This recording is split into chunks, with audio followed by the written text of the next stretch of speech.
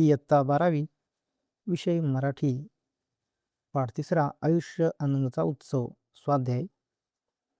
प्रश्न पहिला आहे. कृती करा. 1. लेखकाने सांगितलेल्या आनंदाच्या गमती. उत्तर असेल, आनंद शोधायला लागलो की तो दडून बसतो, पकडू गेलो की तो हातातून निसटतो, आनंदासाठी जितका आटापिटा करतो तितका तो दूर पळतो, आनंद सहजपणे घेतला तर तो सहज मिळतो. 2. लेखिकाने वर्णलेली खऱ्या आनंदाची लक्षणे. मन हलकं पिसासारखं वाटतं, ताण व दडपण नाहीसं होतं, ईर्ष्या, असूया, राग, द्वेष नाहीसे होतात, इतरांनाही आनंदी पाहावं असं वाटतं. 3. माणसाच्या एकटेपणातून निर्माण होणारे आविष्कार. उत्तर हे, स्वतःला ओळखण्याची संधी मिळते, नवीन कल्पना सुचतात, निर्मिती, शोध व साक्षात्कार घडतात. खालील विधाने योग्य की अयोग्य ते लिहा. यश, वैभव ही आनंद अनुभवण्याचे निमित्त आहेत. योग्य. 2. पैशाने आनंद विकत घेता येऊ शकतो. अयोग्य.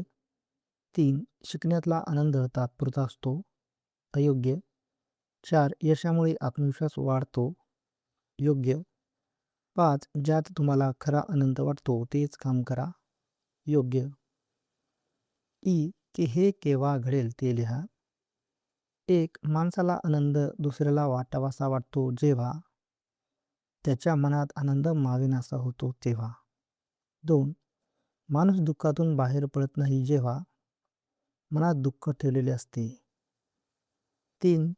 आनंद हा तुमचा स्वभाव होईल जेव्हा छोट्या छोट्या गोष्टीत आनंद घेण्याची सवय लावली जाते. 4. एका वेगळ्या विश्वात वावरता येतं जेव्हा एखाद्या कला, छंद किंवा संगीतात मन रमलेले असते. प्रश्न दुसरा. खालील शब्दसमूहांचा तुम्हाला समजलेला अर्थ लिहा. 1. मनाची कवाडं. उत्तर, मनाची दारे किंवा मनातील अडथळे जिथून विचार, भावना आणि आनंद आत येऊ शकतात.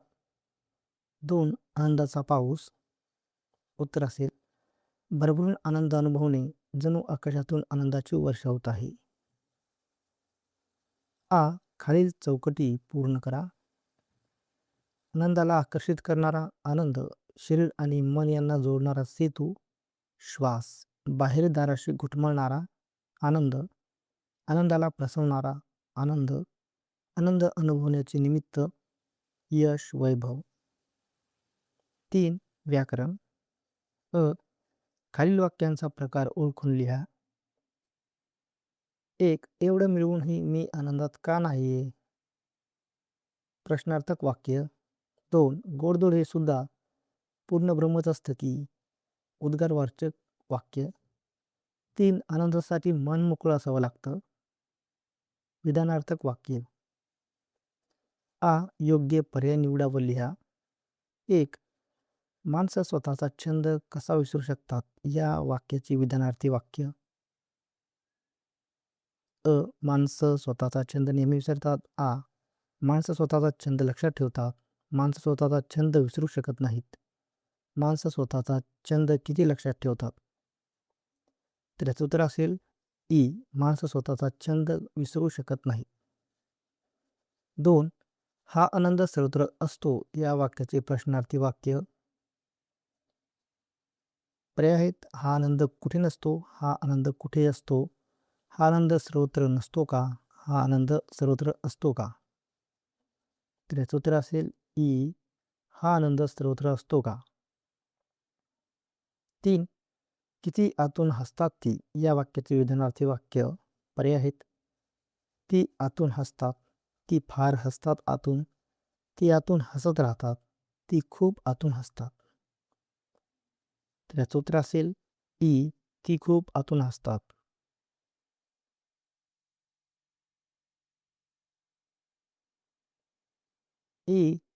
खालील तक्ता पूर्ण करा.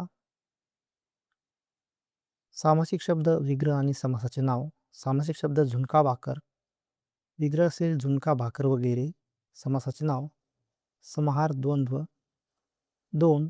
सूर्यास्त, विग्रह सूर्याचा अस्त, समास आहे विभक्ती तत्पुरुष. 3.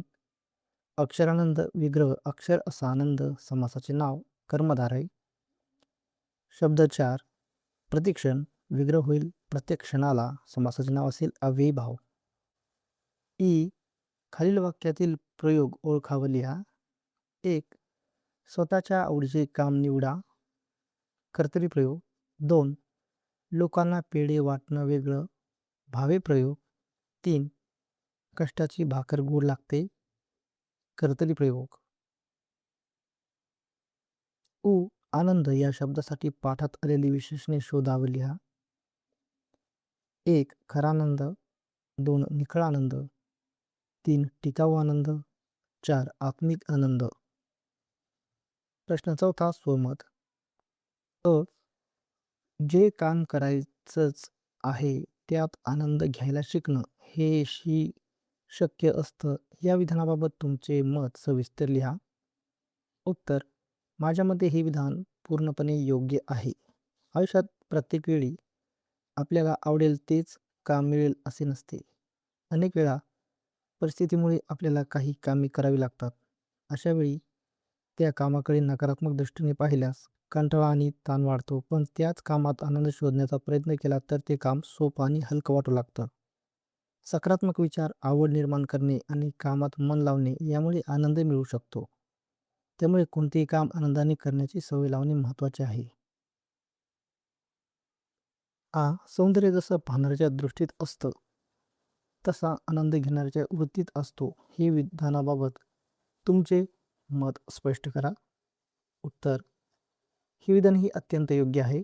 प्रत्येक गोष्टीत सौंदर्य आणि आनंद शोधण्याची वृत्ती व्यक्तीच्या मनावर अवलंबून असते. काही लोक साध्या गोष्टीतही आनंद शोधतात तर काहींना मोठ्या गोष्टीतही आनंद मिळत नाही. आनंद हा बाहेर नसून तो आपल्या विचारांमध्ये आणि दृष्टिकोनात असतो. जर आपली वृत्ती सकारात्मक आणि आनंदी असेल तर जीवनातील प्रत्येक क्षण आनंददायी वाटतो. त्यामुळे आनंद मिळवण्यासाठी आपली वृत्ती बदलणे आवश्यक आहे. ही आनंदाचं खुल्या दिलानं स्वागत करावं लागतं. या विधानाचा तुम्हाला कळलेला अर्थ स्पष्ट करा. उत्तर या विधानाचा अर्थ असा आहे की आनंद मिळवण्यासाठी आपले मन मोकळे असणे आवश्यक आहे.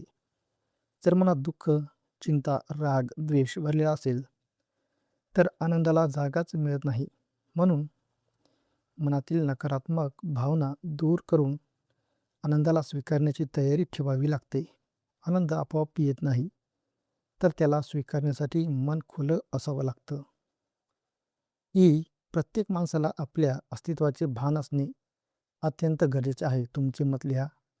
उत्तर माझ्या मते हे विधान अत्यंत महत्त्वाचे आहे. आपल्या अस्तित्वाचे भान असल्यामुळेच आपण जीवनातील प्रत्येक क्षणाची किंमत ओळखू शकतो. आपला श्वास, आपले जीवन आणि आपल्या आसपासचे जग यांचे महत्त्व समजते.